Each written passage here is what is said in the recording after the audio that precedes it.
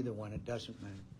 Senator, I'll follow. It always matters, but A follow-up on Ed's question, and that is, you said that heightened security for the Baltic states and Poland might be in order. Could you talk a little bit more about what shape that might take?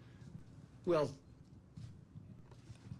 when I say that, I think that we need to make sure that our NATO allies work closely with us. I think it's important that everyone recognize throughout the world that in the NATO alliance, an attack on one is viewed as an attack on all. But I don't think we're going to reignite the Cold War here with Russia. I think this is a very serious situation, but I don't see this as a return to nuclear standoffs, et cetera, et cetera.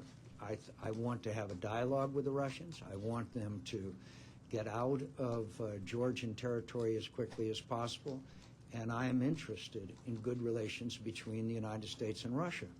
But in the 21st century, nations don't invade other nations, and we will decide in subsequent days as whether degree of provocation and who was right and who was wrong.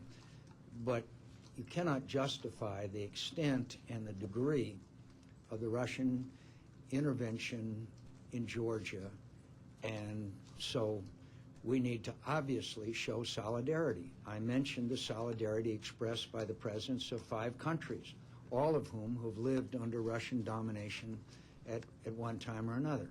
So my point is that all of us show solidarity together and do whatever we can to make sure that behavior in the 21st century is one of respect for the sovereignty and independence of nations, and that includes the country of Georgia. That's what I meant by that in my response. Yes, sir. Yes, ma'am.